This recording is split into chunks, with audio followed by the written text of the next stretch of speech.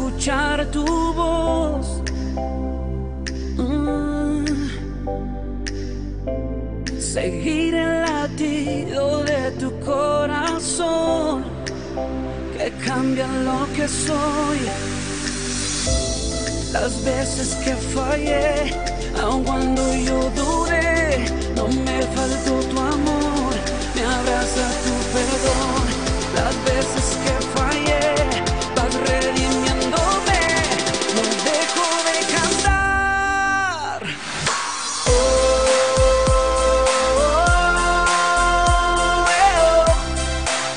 Todo cambió cuando llegó tu amor.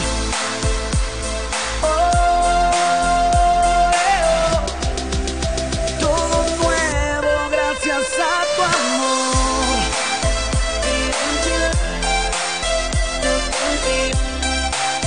Todo nuevo gracias a tu amor.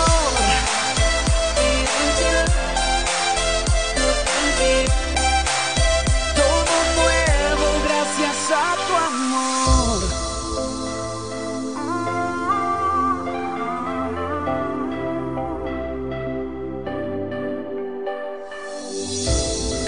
Tú vas conmigo a donde vas, yo voy.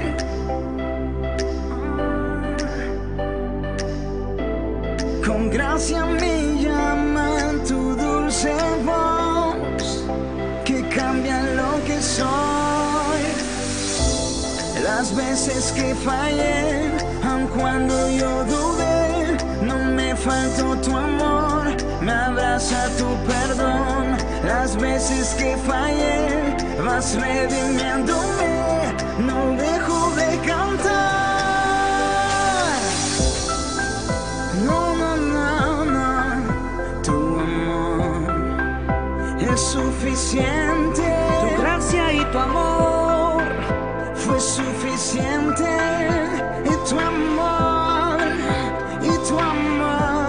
amor inmerecido, hiciste todo nuevo. Fui seducido, fui atrapado.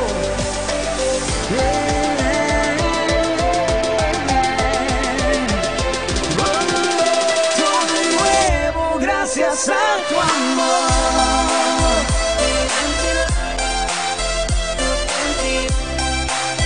Todo nuevo gracias a tu amor.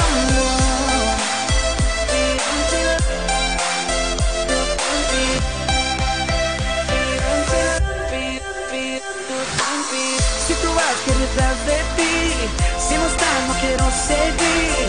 Eres luz en mi camino, tu amor es mi destino. Y así comenzamos esta mañana preciosa, ¿no? Muy buenos días a todos los que están conectados, a todos los que están en sintonía. Bienvenidos en esta preciosa mañana. Ya estamos aquí trayendo la enseñanza del día. Hoy día vamos a estar estudiando un poquitito el libro de San Marcos, capítulo 2. El día de ayer estuvimos leyendo un poco Marcos 1. Hoy día estaremos ya entrando en Marcos 2. Un tema bien bonito. Y invitamos a todos que tienen su Biblia, ¿no? Puedan estar abriéndola allá en el libro de Marcos, capítulo 2, versículo de número 1. Tú me amaste sin merecerlo. No puedo entender cómo tú me perdonaste, mi culpa borraste, me hiciste libre. Tu amor es perfecto, nunca me falla, es para siempre, nunca se acaba. Y yo vivo para ti, Jesús. Eres la luz, enciende todo mi interior. Y no puedo contener tan grande amor que arde en mi corazón. Yo te entrego toda mi vida. Bueno, hermanos, vamos al texto. Libro de Marcos 2, versículo 1, dice así: Jesús sana a un paralítico. Entró Jesús otra vez a Capernaum después de algunos días y se oyó que estaba en casa. Y inmediatamente se juntaron muchos, de manera que ya no cabían ni aún en la puerta, y les predicaba la palabra. Entonces vinieron a él unos trayendo un paralítico que era cargado por 4. Y como no podía acercarse a él a causa de la multitud, descubrieron el techo de donde estaba, y haciendo una abertura, bajaron el lecho que yacía el paralítico. Al ver Jesús la fe de ellos, dijo al paralítico: Hijo, tus pecados te son perdonados. Estaban allí sentados algunos de los escribas, los cuales cavilaban en sus corazones: ¿por qué habla este así? Blasfemias dice. ¿Quién puede perdonar pecados sino solo Dios? Y conociendo luego Jesús en su espíritu que cavilaban de esta manera dentro de sí mismos, les dijo: ¿por qué caviláis así en vuestros corazones? ¿Qué es más fácil, decir al paralítico: tus pecados son perdonados, o decirle: levántate, toma tu lecho y anda? Pues para que sepáis que el Hijo del Hombre tiene potestad en la tierra para perdonar pecados, dijo al paralítico: a ti te digo, levántate, toma tu lecho y vete a tu casa. Entonces él se levantó enseguida y, tomando su lecho, salió delante de todos, de manera que todos se asombraron y glorificaron a Dios diciendo: nunca hemos visto tal cosa. Amém. Vamos a dar início, hermanos, a este maravilhoso texto, e invitamos a todos que estão assistindo que puedan prestar muita atenção para que podamos destrinchar este versículo. Vamos a hacer uma oração. Senhor, te agradecemos por esta mañana que nos permites estar com tus hijos para poder hoy día refletir en este mensaje, en esta palabra, que puedas enseñarnos, que puedas corregirnos, que puedas instruirnos, Señor. Gracias por tu amor, gracias por tu presencia, gracias por todo lo que has hecho, Señor, porque nunca has desamparado a tus hijos. Perdona nuestras fallas, errores como seres humanos, y ayúdanos, Señor, a abrir nuestro entendimiento para poder comprender estas palabras que dejaste para cada uno de nosotros. En el nombre de Jesús. Amém e amém.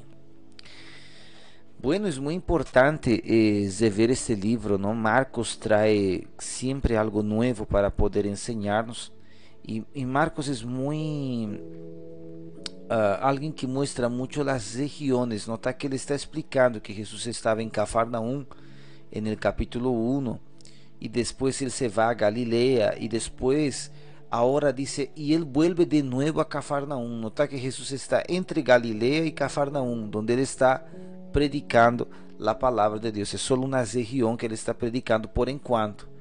Nota que Marcos parece que está más preocupado en mostrar las regiones, ¿no? Y obviamente la Galilea y Cafarnaum había muchas personas mestizas, no auténticas. ¿Qué son los mestizos? Aquellas personas que eran judías, mas estavam ciertamente com sua sangre misturado com griegos, ¿verdad? Eran personas helenizadas, e é por isso que muitos de aí tinham esse recelo com os galileus, tinham recelo com aqueles que eram de Cafarnaum, porque diziam: poxa, já estão todos misturados aí, não? Alguns, claro, que se han preservado, como a família de Jesus, mas outros não se preservaram.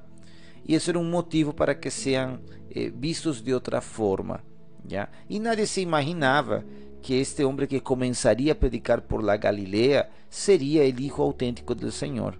Então havia aqui pensar sobre aqueles que governavam naquela época. Quando Jesus começa a predicar, ele entra de novo a Cafarnaum, e desta vez vai trazer um cojo. A Bíblia relata que este cojo, ou seja, quem é o cojo? Quem é uma pessoa coja, não?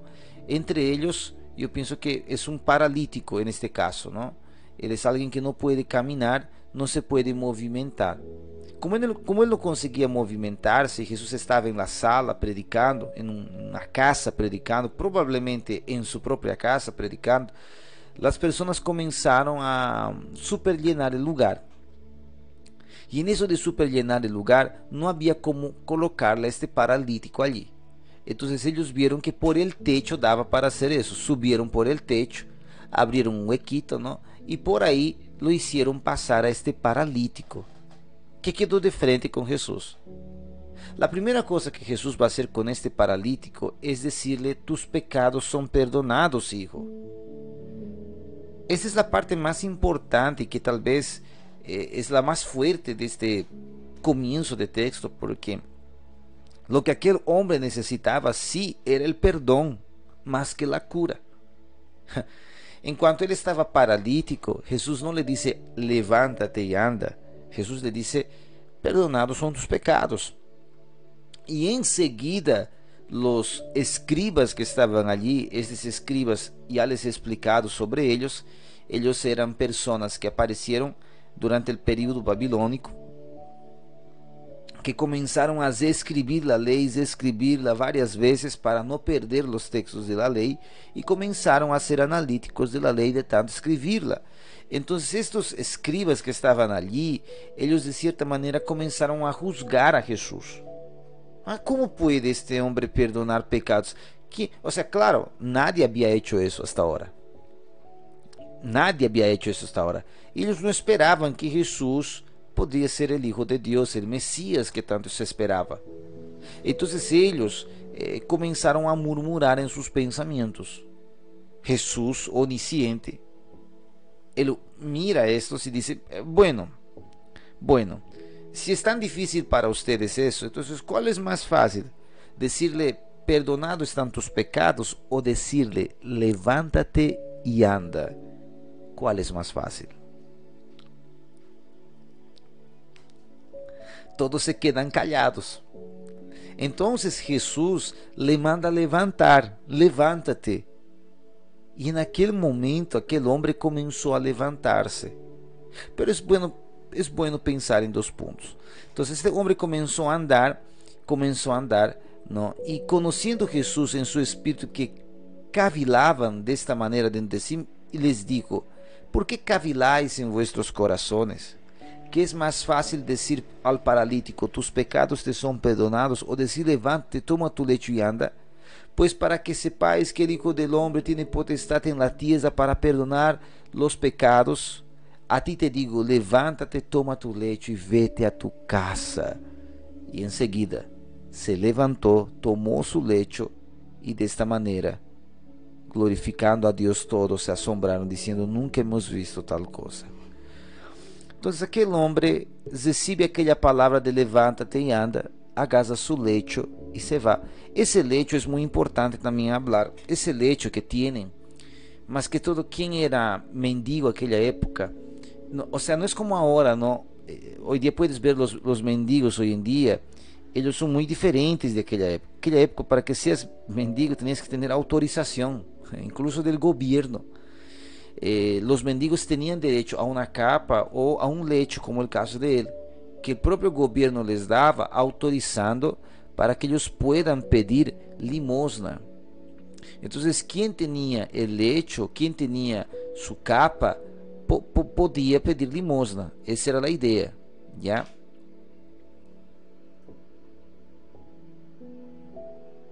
Mil disculpas, estaba fallándole. Entonces, quien tenía ese lecho tenía autorización para pedir limosna, ¿ya? Es el caso de este hombre, que probablemente era un mendigo. Probablemente era un mendigo, que por eso él tenía su lecho. La Biblia no dice que él era un mendigo, no dice que él mendigaba, mas da a entender que sí, a partir del momento que él tiene un lecho y a partir del momento que él tiene una capa. Entonces él agarró su lecho y se ha ido directamente a su casa. ¿Por qué a su casa? Porque obviamente él estaba mendigando, estava fora de casa, agora ele já tinha permisso para poder volver. Outro factor: por que ele não estaria dentro de sua casa? E naquela época, quando a pessoa era paralítica, quando a pessoa tinha alguma enfermidade, se lhe atribuía um castigo de Deus. Las personas miraban y decían, seguramente él ha pecado contra Dios, por eso él está así, Dios le ha castigado. Es el pensamiento que las personas tenían.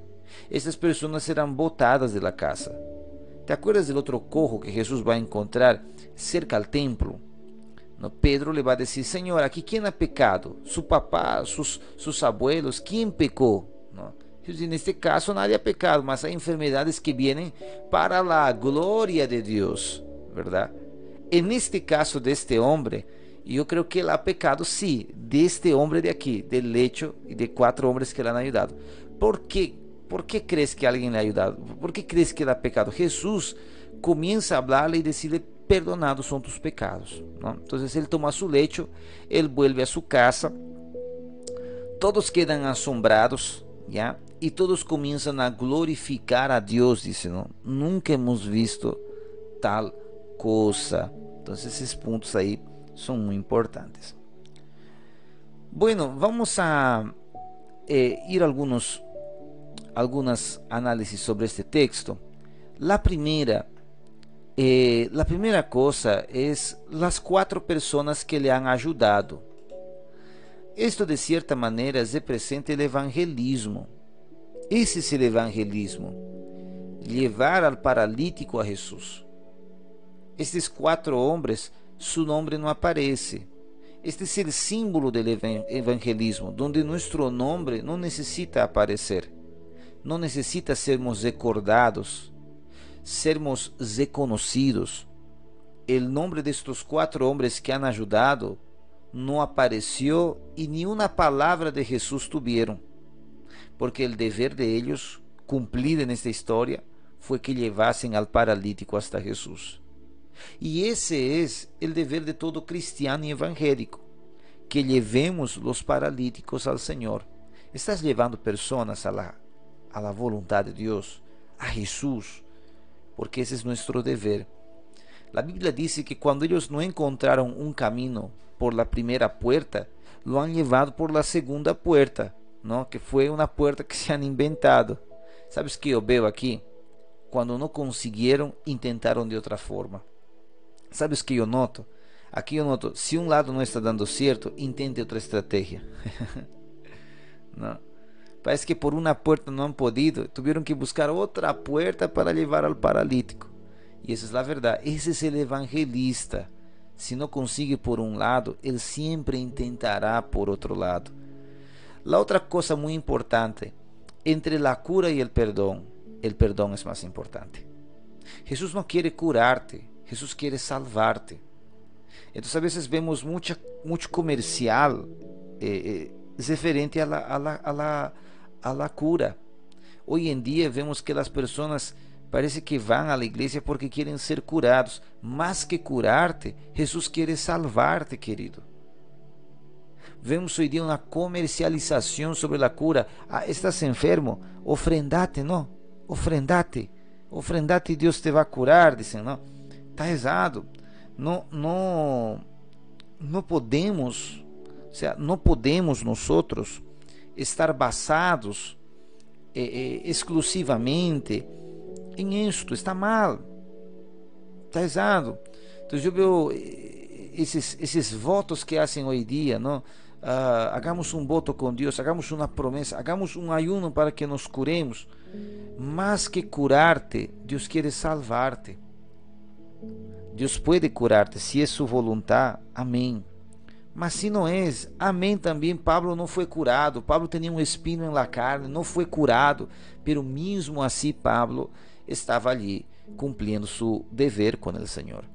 Entonces existe hoy día una religiosidad por trás de la cura, un misticismo, ¿no? Que vemos seguidamente dentro y fuera de la iglesia, ¿no? Dale una ofrenda tanto al Señor para que el Señor te cure, dale tal cosa, prometele algo al Señor, Señor, si yo voy a dar esto, si me curas yo voy a dar esto. O sea, no es algo condicional. Este hombre no ha podido hablar nada, nota que él no habló nada. Cuando lo azorraron, este hombre no necesitó hablar nada, en ningún momento dice, y el hombre habló, no. En cuanto el lecho cayó, el hombre no dijo nada. Jesús le habló y le dijo, mira, perdonados son tus pecados. Porque lo que este hombre necesitaba, ¿qué era? Era el perdón de Dios, más que la cura. Tal vez él no iba a ser curado, mas por lo menos iba a ser salvo. ¿Entendiste? Es el caso de Lázaro y el rico. Lázaro, él estaba a la puerta, deseaba comer, tenía algunas llaguitas en su piel, nunca fue sano, pero un día fue al cielo, fue salvo. Entonces yo que noto aquí, más importante que la cura fue la salvación. Más importante que el pedido es la salvación. Entonces Jesús vino primero, no solo para curarnos de nuestras enfermedades, no fue esa la primera misión. La primera misión de Jesús fue salvarnos del pecado. Entonces hoy día estás con Cristo. ¿Por qué? Porque Él es el único que puede salvarte del pecado. El único que puede salvarte de todo mal se llama Jesús. Jesús de Nazaret. De ese deseo de la carne, solo Jesús te puede salvar. Entonces, recordate esto ya. Más importante que la cura, ¿qué es? El perdón. Ser salvo del pecado, que es lo único que nos puede librar del pecado, es Jesús, ¿no? Entonces ahí vemos lo que es la justificación. Ahí notamos también, aparte de la justificación, ¿no?, toda la salvación apuntada exclusivamente a Jesús. Sí, porque Él puede perdonar los pecados. En cuanto Él perdonaba, algo que acontece también, los amigos que estaban allí estaban riéndose, estaban cuestionando, ¿por qué este hombre puede perdonar pecados? ¿Qué le pasa? ¿Cómo así perdonados son tus pecados? Los escribas no estaban a favor de las palabras de Jesús. No estaban. Entonces estos escribas, por pensar así en su corazón, ¿Jesús los juzga? No, Jesús los dice directamente la respuesta. Mira, ustedes están preocupados por causa de la cura, y yo les pregunto, dice, ¿no? Y yo les pregunto, ¿cuál es más fácil? ¿Decir tus pecados son perdonados o decir levántate y anda? ¿Verdad? Era más fácil decir están perdonados tus pecados, pero mucho más difícil levantarse y andar.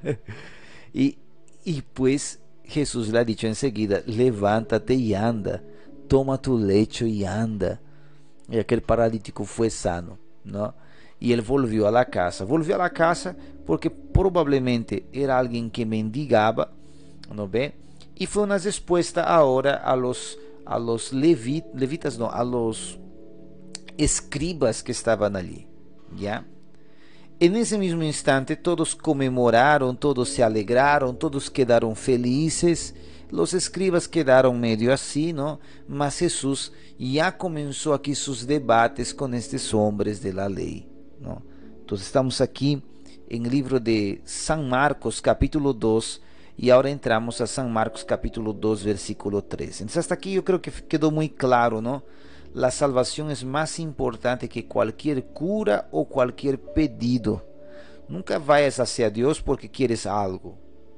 No hagas eso. Vaya a Dios porque quieres ser salvo. ¿Verdad? Seguimos. En el versículo 13 encontramos el llamamiento de Leví, que dice así: después volvió a salir al mar, y toda la gente venía a él y les enseñaba. Nota que desde el versículo 1 del capítulo 2 le dice, y Jesús les predicaba la palabra. Ahora dice, y les enseñaba. Hay una gran diferencia en eso también. Después volvió a salir al mar toda la gente y venían a él y les enseñaba. Y al pasar vio a Leví, hijo de Alfeo, sentado en el banco de los tributos públicos. Y le dijo, sígueme. Y levantándose, le siguió. Aconteció que estando Jesús a la mesa en casa de él, muchos publicanos y pecadores también estaban a la mesa juntamente con Jesús y sus discípulos, porque había muchos que le habían seguido. Los escribas y los fariseos, viéndole comer con los publicanos y con los pecadores, dijeron a los discípulos, ¿qué es esto? Él come y bebe con los publicanos y pecadores.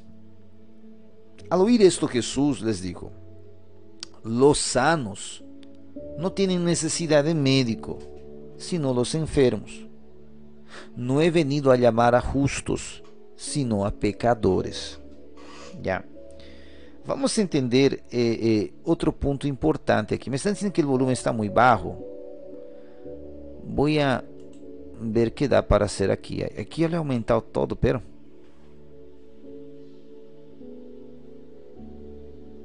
¿qué tal ahí? ¿Está bien? ¿Está bien ahí? Bueno, vamos aquí. Próxima parte importante es los publicanos. ¿Por qué Leví era tan odiado? ¿Por qué los publicanos? Nota que aquí los fariseos, los judíos, no están diciendo, ¿cómo se va a sentar con los publicanos? ¿Por qué? Los publicanos, ellos eran cobradores de impuesto. Como dice aquí, ellos cobraban los tributos públicos. Y realmente ellos se sentaban, era un cozedor, ya, era un cozedor así lleno. Si no me engaño, eran como 130 cobradores de impuesto. Si no me engaño, puedo estar equivocado, no me recuerdo. Mas era como 130... sí, 130, si no me engaño, 130 cobradores de impuestos, ¿no? Divididos en dos partes, una fila aquí, otra fila aquí. Y la gente hacía fila para pagar sus tributos. Y tenían que pagar. Esos tributos se pagaban no a la nación de Israel, se pagaba a Roma, ¿verdad? Esos tributos eran cobrados por Pôncio Pilatos, el gobernador de la época. ¿Por qué se hacía eso, pastor? Roma, cuando invadía un lugar, como ya les expliqué en San Mateo, Roma, ¿qué quería? Roma quería no quitar la cultura local, no. Roma solo cambiaba las autoridades locales. Removía las autoridades y colocaba autoridades romanas. Y también autoridades que fueran del país para que sea su puente de comunicación, en este caso Herodes.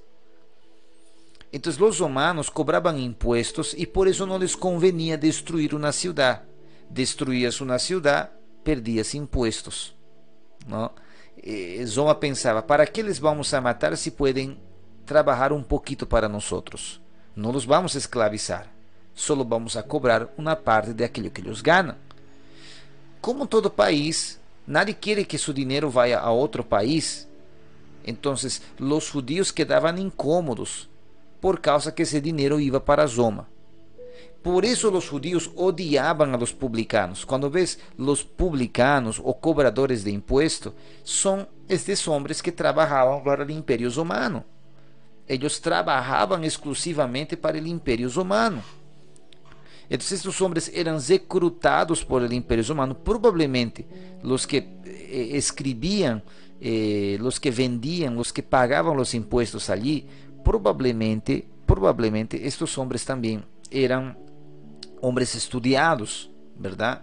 Roma no agasaba a cualquier persona para trabajar con ellos, eran hombres inteligentes. Entonces se cree que Mateos, hasta porque si vas a ver el libro de Mateos, es un libro bien organizado, ¿no? Se ve que él tenía una técnica para escribir, ¿no? Entonces Mateos probablemente también era alguien estudiado, para que él pueda estar allí siendo un cobrador de impuestos.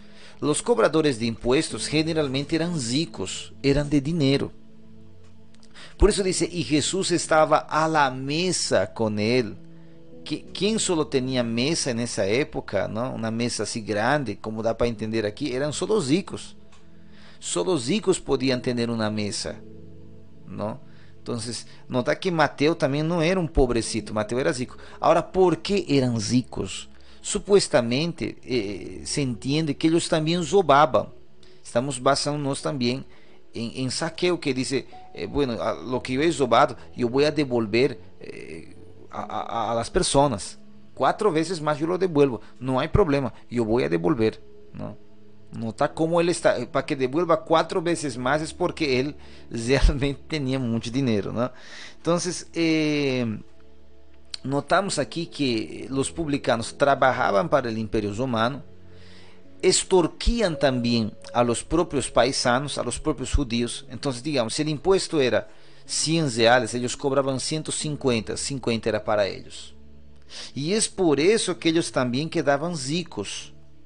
Y es más por eso también que los judíos los odiaban. Decían, ellos están ganando a nuestras cuestas, están ganando encima de nosotros, ¿no? Por eso ellos eran odiados. Y ahora Jesús, el predicador, el que predicó en la sinagoga un capítulo antes, el que curó la suegra de Pedro un capítulo antes, Jesús, el que se ha bautizado un capítulo antes y ahora está predicando, curando a un cojo, ahora Jesús se va a sentar ¿con quién? Con los publicanos, con los cobradores de impuesto. Jesús está sentado con ellos y es por eso que los judíos se molestan. ¿Cómo se va a sentar con publicanos? Dicen, ¿no? Entonces yo creo que ahora dio para entender por qué ellos se molestan, ¿no? Si ellos, esos tipos ahí apoyan a personas extranjeras, no apoyan al país, ¿cómo van a hacer eso? Porque eran muy patriotas, diríamos, ¿no? Entonces ellos comienzan a molestarse porque Jesús comía y bebía con ellos. Muchos dicen, está, él bebía vino. No sé si era vino lo que él estaba bebiendo aquí, pero sí, él comía con ellos. Jesús da una respuesta extraordinaria. Jesús dice, los sanos no tienen necesidad de médico, sino los enfermos. No he venido a llamar a justos, sino a pecadores. Muchos me decían a mí cuando yo era chiquito, no puedes andar con católico, me decían. ¿Por qué? Yo decía, ¿por qué no? ¿Por qué no puedes andar con católicos? Si no te vas a apartar, te vas a desviar. Salmos 1, bienaventurado el varón que no anduvo en consejo de ímpios, en camino de ímpios no ha andado, ni en suela de escarnecedores se ha sentado. Entonces no puedes andar, me decían. Solo que yo veo que Jesús hacía bien diferente. Él andaba con aquellos que estaban prácticamente perdidos. Perdidos en el sentido de la fe, ¿ya? ¿Por qué Jesús andaba con ellos? Porque ¿cómo vas a hacer luz en medio de luces? Puede ser luz en medio de personas que no tienen luz. Entonces, si vas allá a 1 Corintios 5, Pablo dice, ¿no les he dicho que se aparten de aquellas personas que cometen determinados pecados? En ese caso tuvieran que alejarse del mundo. Les he dicho que se aparten de aquellas personas que, diciéndose hermanos, practican determinadas cosas. Entonces nosotros no podemos alejarnos de los que no son cristianos. ¿No ve? No era lo que Jesús hacía. Me voy a alejar de quien no es. No puedes tener amigo que no sea cristiano. No, a lo contrario, tenemos que tener amigos que no sean cristianos. Sino ¿quién les va a hablar? Lo que yo no puedo es hacer lo que ellos hacen. Jesús no cobraba impuestos. Jesús solo comía con ellos. Yo puedo sentarme a una mesa con personas que no sean evangélicas. Usted puede sentarse con ellos, desde que no hagas cosas inapropiadas, mas a lo contrario, Jesús se sentaba y les enseñaba, dice la Biblia, comenzando en el versículo 13, y él volvió al salir al mar y toda la gente venía a él y les enseñaba. Entonces es eso, quien hace el momento somos nosotros. Entonces yo creo que no estaría mal que tengamos algunas convivencias en nuestro día a día. Es importante, sino ¿quién les va a hablar? ¿Quién les va a enseñar? ¿No? ¿Quién les va a instruir? Eso es muy importante. En el versículo 18 ya llegamos a un punto sobre el ayuno. Es una parte legal y hoy día vamos a estar encerrando aquí. Y los discípulos de Juan y los de los fariseos ayunaban. Este Juan que dice los discípulos de Juan está hablando de los que se han bautizado, ¿no? Y que seguían a Juan. Entonces, esos discípulos, ellos ayunaban y los fariseos también. Aquí sigue, ¿no? Y vinieron y le dijeron, ¿por qué los discípulos de Juan y los de los fariseos ayunan y tus discípulos no ayunan? Qué cosa, ¿no? Jesús les dijo, ¿acaso pueden los que están en las bodas ayunar mientras están con el esposo? Entre tanto que tienes consigo al esposo, no pueden ayunar. Pero vendrán días cuando el esposo les será quitado, entonces en aquellos días ayunarán. Nadie pone remiendo de paño nuevo en vestido viejo. De otra manera, el mismo remiendo nuevo tira del viejo y lo hace peor a la rotura. Nadie echa vino nuevo en odres viejos, de manera que el vino nuevo rompe los odres y el vino se desama y los odres se pierden, pero el vino nuevo en odres nuevos se ha de echar. Ese es un punto bien legal también que nos gustaría hablar. Los discípulos de Jesús no ayunaban. ¿Y por qué no ayunaban?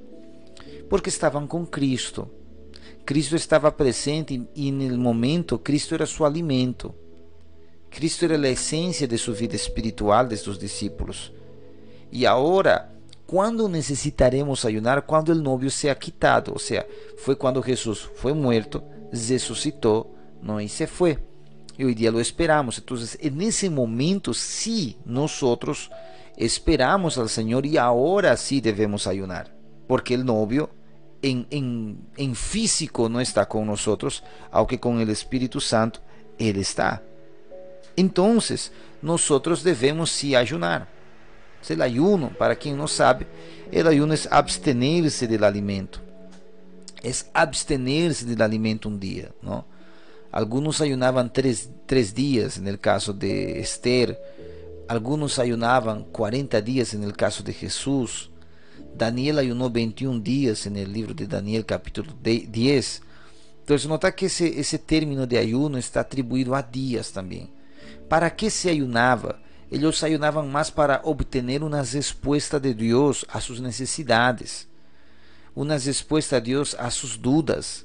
Entonces ellos ayunaban por esa razón. Y también el ayuno era por el arrepentimiento. Nota que Nínive, cuando ayunaba o cuando decidió ayunar, fue para que Dios les perdone de sus pecados, ¿no?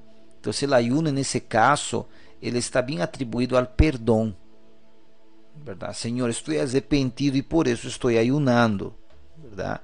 Estoy ayunando, ¿no? Ahora, existen muchos puntos que debemos tratar todavía. ¿Qué quiere decir no se echa vino nuevo en odres viejos? Bueno, eso pasaba mucho en los matrimonios.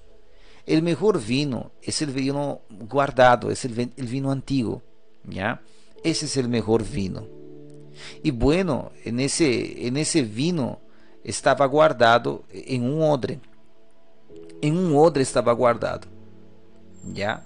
Solo que como quedaba guardado por mucho tiempo para que se haga bueno, este odre acababa de cierta manera quedando delicado y quedando, como se puede decir, susceptible a una quiebra después de ser usado completamente. Entonces, una vez que este vino se acaba de este odre, él ya es un odre viejo, ya fue usado. No da para colocar un vino nuevo allí, no da para colocar, porque lo va a quebrar, lo va a reventar allí. ¿Me entiendes? Entonces eso no va a aguantar. Entonces, para un vino nuevo tiene que ser un odre también nuevo, para que juntos puedan ser guardados y para que un día puedan ser usados. Es lo que Jesús está queriendo decir. Eso está haciendo una referencia específica a la ley. Jesús está diciendo, mira, ustedes se están basando mucho en lo antiguo, ¿verdad? Y no aguantan lo nuevo. Ustedes están yendo mucho a la tradición, pero yo soy el pan, ¿no? Yo soy la vida. Entonces, es necesario que ustedes cambien para que esta palabra pueda entrar en su corazón de ustedes. Ustedes son muy leístas. Y es por eso que no aguantan. Ese es un símbolo de Jesús respondiendo a ellos. Claro, en este contexto, ellos entenderían lo que Jesús les está hablando, ¿no? Eso es muy importante, ¿no? Entonces, esos odres viejos representan de cierta manera aquellos que son de la ley, a los fariseos, que no consiguen recibir el nuevo vino. ¿Por qué? Porque ellos ya están pasados, solo se basan en lo antiguo, ¿no? Y no se abren para Jesús. Y para eso ellos tienen que ser transformados, renovados, ¿no? Y ser hechos como un odre nuevo. Eso es lo que el texto nos está enseñando. Estamos aquí exactamente, ya son las 8 de la mañana con 19 minutos. Vamos a ir a uno más y con eso ya acabamos el capítulo. Versículo 23. Aconteció que al pasar por los sembrados de un día de reposo, sus discípulos andando comenzaron a arrancar espigas. Entonces los fariseos le dijeron: mira, ¿por qué hacen en el día de reposo lo que no es lícito? Pero él les dijo: ¿nunca leísteis que hizo David cuando tuvo necesidad y sintió hambre, él y los que estaban con él? ¿Cómo entró a la casa de Dios siendo Abiatar el sumo sacerdote y comió de los panes de la proposición, de los cuales no es lícito comer sino a los sacerdotes, y aún dio a los que estaban con él?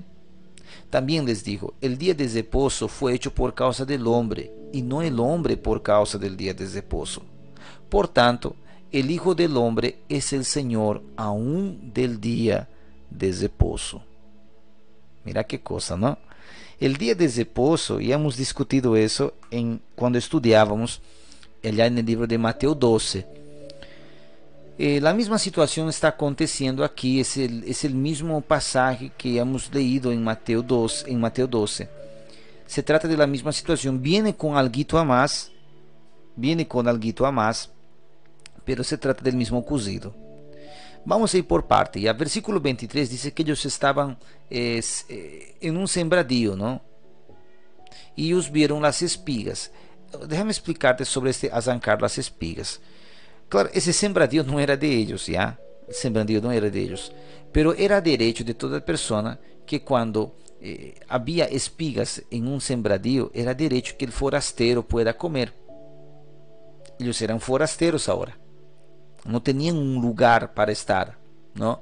Entonces ellos estaban arrancando. Y ahí los fariseos observan y dicen: oh, mira, ellos están trabajando. Y es día sábado, ellos no pueden trabajar si es día sábado. Si es día sábado, ellos no pueden trabajar porque están trabajando, ¿no? Entonces Jesús les explica a ellos que esto fue por causa del hambre. Fue por eso que Jesús dice: mira, ¿no te acuerdas de David? David, él fue allá y comió del pan de la proposición. Pero cuando vas al texto de David, allá, ¿por qué David comió de ese pan? Porque estaban con hambre y no había lo que comer. Aquí los discípulos también estaban con hambre. ¿Qué estaba diciendo? Que por causa de la necesidad, ellos estaban haciendo lo que estaban haciendo. Y Jesús va a decir aquí: no, yo soy, no, él dice: no, el día del reposo fue hecho por causa del hombre y no el hombre por causa del día del reposo. Él está diciendo: el hombre no se hace la prioridad en este punto, ¿no? Fue para poder instruir al hombre a un día para que sirva al Señor. Y yo soy el Señor del día del reposo. Jesús dice, ¿no? El descanso está en él. Entonces él tenía la autorización, él tenía la autoridad, tanto para liberar como para decir: no, que hagan o que no hagan, o que realicen o que no realicen, ¿verdad? Entonces Jesús, de cierta manera, yo noto aquí que él está abriendo un espacio, ¿no? Una excepción bien legal en relación a la necesidad. Entonces aquellos que guardaban el sábado en aquella época, más que todo, eran muy tradicionalistas. Entonces para ellos querían seguir todo al pie de la letra, pero no todo era así. Por lo menos con Jesús no todo debería ser así. Jesús vio: mira, ellos estaban con hambre, así como David estaba con hambre, y ellos abrieron una excepción, ¿no? Ahora sigamos, versículo 27 dice: también les digo, el día de reposo fue hecho por causa del hombre. ¿Por qué fue hecho por causa del hombre? Porque el hombre, muchas veces, él no tiene control, él necesita seguimientos. El hombre, si va a depender de él, nunca va a dar nada al Señor. Peor un día, ¿no? Peor un día al Señor. Entonces era estipulado que el hombre dé un día al Señor. Y es por eso que en la ley se apuntaba ese día, no solamente de la ley, antes de la ley también, ¿verdad? Y enseguida él continúa. Y él dice, ¿no? Y no el hombre por causa del día del reposo. Entonces, de cierta manera, el hombre no es el más importante, no está diciendo eso, mas tampoco está diciendo que el hombre es sujeto al día del reposo, ¿no? Por tanto, el Hijo del Hombre es Señor aún del día de reposo. Entonces el Señor es el Señor de todas las cosas y es el Señor también de este día del reposo. Entonces el día del reposo sería el día sábado. Como hablábamos en los anteriores, nosotros creemos que después que Jesús muere en la cruz del Calvario, cuando Jesús se reúne con sus discípulos después de haber resucitado y parte el pan nuevamente con ellos. Eso es lo más increíble de todo esto. Muestra que ya no se basa en un solo día, mas sí que todos los días pertenecen a nuestro Señor Jesús. No solamente es resumirlo en una hora, en un día, en un local específico. No, todos los días pertenecen al Señor. Todos los días pertenecen al Señor. Todos los días deben ser dados a nuestro Señor. Bueno, mis queridos hermanos, mis queridas hermanas, este fue nuestro texto de hoy día. Mañana estaremos entrando en Marcos 3. Te invitamos a poder estar siguiendo estos días de lectura que estamos haciendo de la palabra de Dios, para tratar de poder aprender un poquitito más sobre la palabra cada día. Gracias a todos los que han escuchado, a los que han sintonizado. Un abrazo de oso. No te olvides de poder estar escuchando hoy día a las 10 de la mañana. Estamos aquí nuevamente para transmitir la palabra de Dios, el tema de hoy día. No salgan de hoy día. Que Dios los bendiga. Un abrazo y que la paz de Dios esté con todos ustedes. ¿Ya? Se cuidan mucho. Correré porque tengo que ir todavía hasta Vila María hoy día para hacer el programa. Entonces correré. Chao, chao.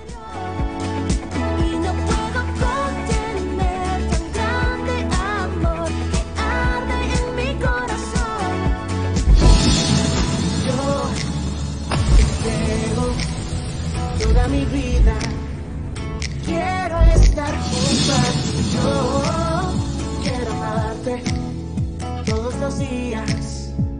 Te seguiré. Tu amor es perfecto, nunca me falla, es para siempre, nunca se acaba.